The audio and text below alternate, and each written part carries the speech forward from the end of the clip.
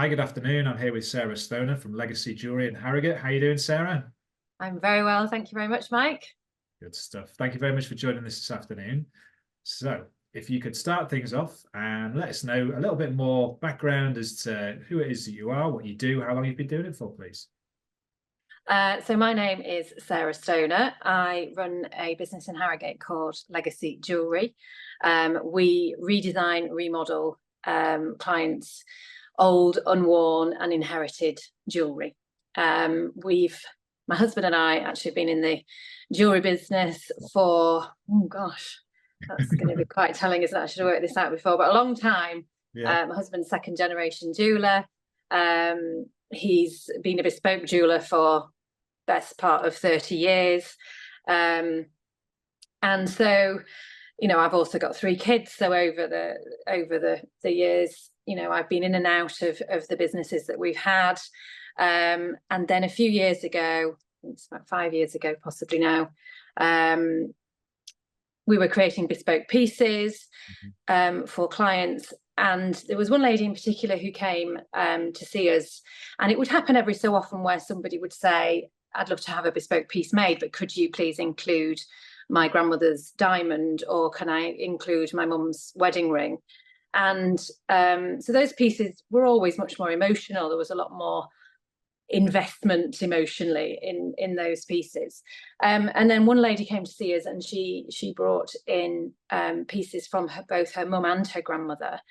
And we created quite an impressive, beautiful diamond ring using all her inherited diamonds and some gold. And her reaction, the journey that she went on, it was a real privilege to be a part of that. And afterwards, I sat down and just thought, this is so much more important than actually just a piece of jewelry.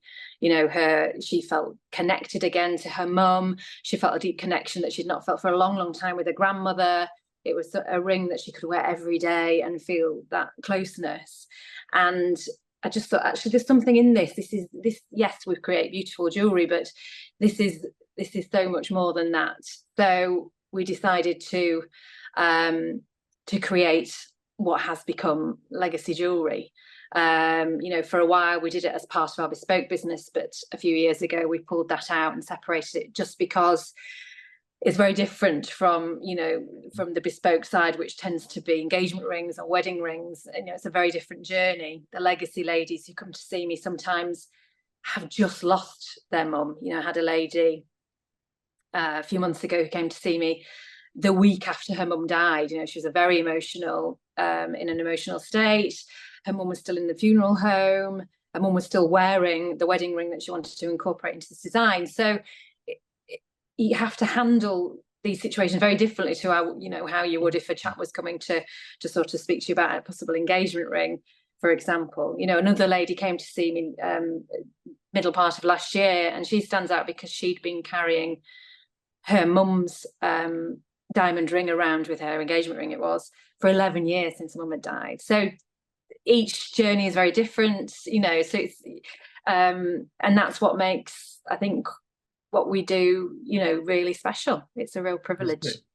And is there anything in terms, there's a couple of things there, but legacy ladies, I like how you term your customers the legacy ladies, which is brilliant. But in terms of anybody else, I suppose, finding that niche and operating in that specific niche, is there anyone else out there? And if there is, how do you kind of differentiate yourself? Is it just that personal service or anything more than that? Well, yeah, we've developed our service and we spent a lot of time and thought putting together and building that service, because it isn't just about the jewelry. We've done it for a long time. We create really beautiful jewelry that's fit for purpose. It's comfortable, it's beautiful, it's wearable, but it's also about those special touches. So yes, we've created an experience that, with all our clients 5-star reviews, because we put those extra touches in. We take special photographs of the jewelry before, we send them postcards with reminders of that. They get updates throughout. We try and send them photographs from the workshop as their piece is being created. We're interested in the story and the history behind the original pieces and want to sort of honour that throughout the process. It's not just about pulling things apart and creating something that, you know, might be perceived as being better. It's not about that. It's about, you know, being really careful and honouring the memories and the history that's in those pieces. So with regards, and I think we've done that very successfully, you know, our clients tell us, we had a lady yesterday who sent us a message just saying this is the most incredible customer service experience she's ever had. You know, she's not gone through it yet, she's not finished, but she's just enjoying the updates and what we're sending her. With regards to competition, you know, there's lots of jewellers. If you go into a high street jeweller and ask them to remodel a piece, they probably would. A lot of high street jewellers, you know, offer that as a service, but I would suspect, and I think I know, that a lot of them would rather not do it. You know, they'd rather sell you a piece of jewellery that they have in stock, and I get it, because it's tricky, it's complicated, it's emotionally important. You know, getting it wrong is a massive risk. So with regards to carving out a bit of a niche, I think we have.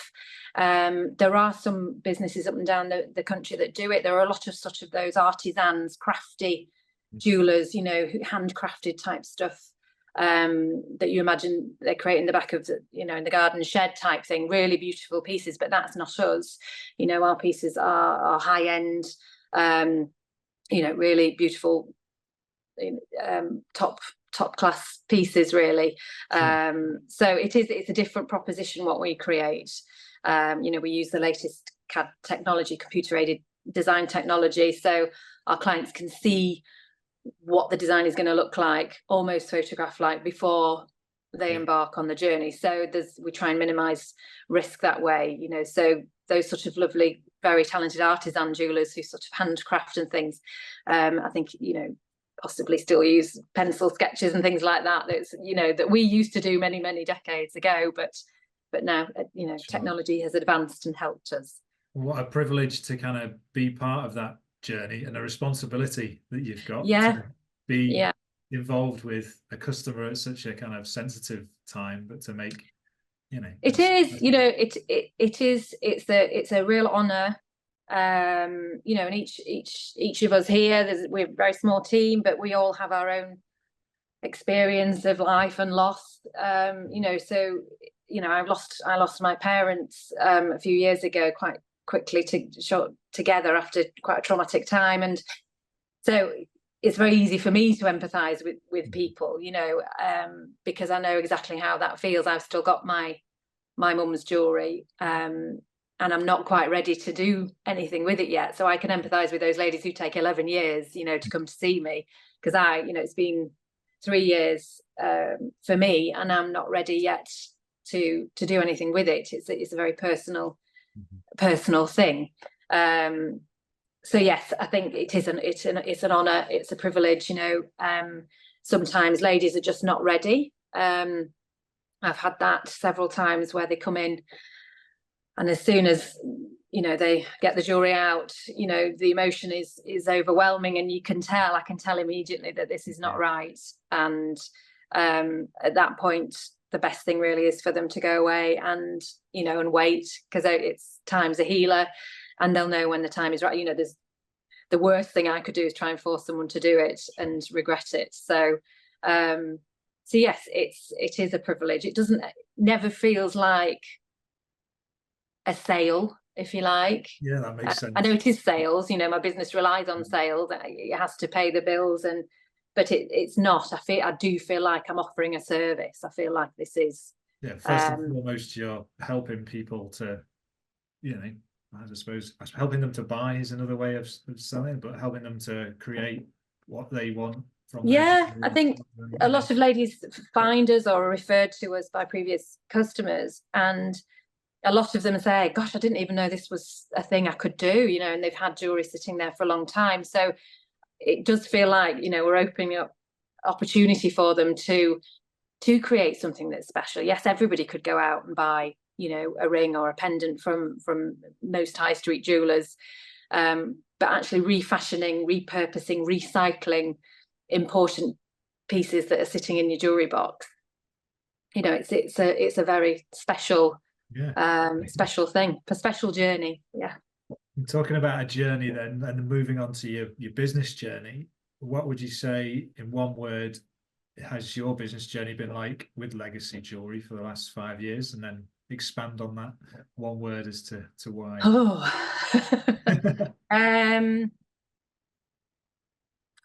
one word. Interesting. Yeah. I'd probably say. Tell me more about interesting. I think it kind of happened by accident, Legacy, because of that one lady I spoke about, and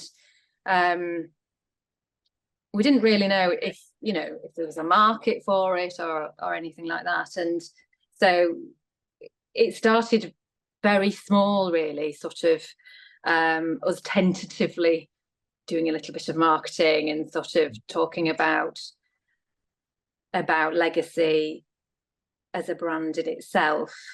And I just think we have grown and grown, and actually I don't think you realise as a business owner how far you come. I think you're constantly sort of saying, oh, but we should be improving this, we should be improving this. I need to, I still haven't done that was on my list 2 weeks ago. We still need to be improving the processes or the systems and all these structural business things that need doing. And actually just taking even talking to you now, taking a moment to look back at where we started and how far we've come with the very small team that we are, and how many women we've helped along the way. And also for me, it's so telling how many women have come back to us time and time again. One lady we've done 4 pieces for, her mum we've done 2 pieces for. A lot of our business is referrals. It's people saying, well, I spoke to my friend, or I spoke to a neighbour, or I spoke to my hairdresser, we had that, and she recommended you highly. So that to me is wonderful, and of course we still need to market our business and we want to keep growing. But there's been such organic growth with the goodwill and the experience that we've built, and the service that we offer, that actually sometimes you just, I think, do need to take a step back and just take a breather and pat yourself on the back and say, look, I know I've still got lots to do, and every day is a challenge running a business, but sometimes you need to reward yourself as well, I think. Yeah, definitely. Yeah. So I can empathize with that. It makes a lot of sense. So what does the future look like for you, and what do you see as the main opportunities or challenges going ahead? I think our main challenge that we've been trying to address in recent sort of weeks and months is reaching a wider audience. We're based in Harrogate, and it's a lovely place, and we've had lots of customers around Yorkshire who come to us, but we've also done some marketing UK wide, and we've done lots of pieces and worked with clients from the Shetland Isles down to Cornwall and London and over to Ireland. So, and it's just for us, it's been trying to solve those problems, the logistics of that. So for clients, a lot, one of the big stumbling blocks might be they've heard about us, they've seen us online, they've been referred to us, but they live 200 miles away, and there's a real concern there about trust, building trust at that point. How do they get the jewelry to us? Paying us when they've never met us. There's all these things that, if we want to grow, we are and have been working on and sort of building in the business, so that we're answering all those questions up front for customers, and we're putting them at ease, and we're building trust from the go. And a lot of that, it's been quite interesting with our brand, because I think, and I'm going off topic slightly, but I think when we first started, we were very quick to sort of hide behind imagery and hide behind the brand and sort of put that out there. And actually what people need is the person and the people behind the brand. So that took, for me, starting to do lots of video, starting to do lots of you know, face-to-face meetings with clients, rather than asking one of the member of the team to do it. You know, it has to be, because until they meet you, or they talk to you, or they do a video call with you, you know, you could be anybody. And I think it's so important as a small business anyway, to the business is people. You know, people buy from people. They don't buy from a brand. They don't buy from a website, or they do, but you know, something on this level, it's about the people and that connection. So so we've been working a lot on that and making significant strides. You know, you know, so the future, I think, I'm hoping it's continued growth, really, and we reach more ladies, more legacy ladies around the UK. Good stuff. It sounds like, or as you say, organic growth from word of mouth, but then you're thinking about the future and you want to grow, but understanding the concerns that your customers are going to have if you do decide to increase that sales path, I suppose, and open that up. But it sounds like a considered approach, and like a considered approach with the customers that do come through the door when you're taking care of their jewelry. So it's a good share. Thank you. In terms of any lessons yourself, what would be the biggest one in business to date for you that you could share? I think probably linking to, well, I think there's a few. I think as a working mum, I think it's a juggle. I think it's, you know,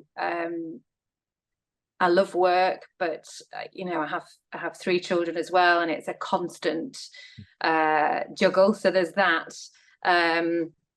You know, I wouldn't change anything, but an extra day in the week, or an extra few hours would be nice.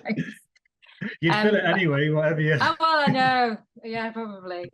But I think the biggest lesson, really, I think, is harking back to what I mentioned before about that people buy from people, and it's okay putting a pretty brand together, having a functional, you know, lovely website, having all the imagery and everything else that catches somebody's eye. But you know, I think with a business like mine, there has to be a lot of heart in that business, and it has to be authentic and full of integrity and honesty and realness, you know. And so I think a lesson for me has been, I need to be visible. I need to not hide behind my computer, you know, doing marketing. Yeah, I need to embrace the new technology and the videos and all these things, which, you know, I look back at when I first started doing videos for social media, they were awful. And I've got so many funny outtakes that at some point we'll share. But, you know, now I care less. If it's not perfect, it doesn't matter, because nobody's perfect. And we're not perfect as a business, but what we are doing is trying, you know, and trying hard to deliver the best experience we possibly can. And, you know, and that means, you know, we're human and you know, we're real. So I think that's it for me. Sorry? If people see that, they'll buy into it. That I think so. You know, I think so. I messaged, we're trying a new thing at the minute. Technology is changing, feels like every week at the moment with AI and all these things. And we're trying to set up on our social media, you know, the automated responses that sort of, and did it some time ago, took it off because I wanted to be able to answer real as a person. But anyway, we're getting so busy that we thought we'll try. And so one woman was messaging and she was asking specific questions, and this bot kept sending her all these things. And at one point I just said, I'm really sorry for the awful messages. I said, you know, it hurts my brain. I don't even know how to. And she came back with a laughing emoji, and instantly it broke down these barriers, because she could see, you know, we're just real. We're trying our best. If you want to ask me about your jewelry and everything else, I'll be able to give you the answers. But ask me about, you know, bots and how that works. It hurts my brain. So it's just things like that, you know, be authentic, be real, you know, and if it's right for the customer, you know, you'll know pretty quick. Yeah. Thank you for that. So lastly, in terms of, or last question, the piece of advice that if you were to go back to meet yourself at 18 and say to yourself, Sarah, if this is one piece of advice I could give you, this would be it, what would that be? Move abroad. No, yeah. Marry rich, all of those things. What would I? Anything in the world of work where, or, you know, if you were setting up a business at 18? I think believe in yourself a bit, really, a bit more. I think 18-year-old me sort of drifted in and out. You know, I ended up in the world of finance for many years, and did okay, but it wasn't really me. I just sort of drifted along where the wind took me, really. And I think I'd go back and speak to me and just say, you know, don't just drift along and expect the right thing to happen. I think you have to make it happen. I think, you know, and I feel like where I am now, you know, with my experience with grief and helping ladies who are, you know, going through that themselves and giving them something positive to look forward to and some way to manage their grief through this positive experience. You know, I feel like I'm doing something that matters. So I think, yeah, I think I'd say believe in yourself a bit more and fight for what's in your heart a little bit more. Great advice, great advice. I'm sure it resonates with a lot of people, kind of resonate in this side anyway. So lastly, in terms of just sharing your website or any latest news around what you're up to, feel free to do that now. If people want to get in touch with you, where can we do that? Yeah, you can find us at www.legacy-jewellery.com, and we're on Facebook and Instagram as well, and you can see all our latest designs we upload all the time, so we share our stories. Thanks, Sarah. It's been an absolute pleasure talking with you. Thank you, Mike. Sharing all that you have, a few wise words in there, and I hope so. All the best for the future of the business and continuing to do what you do. Thank you very much, and to you.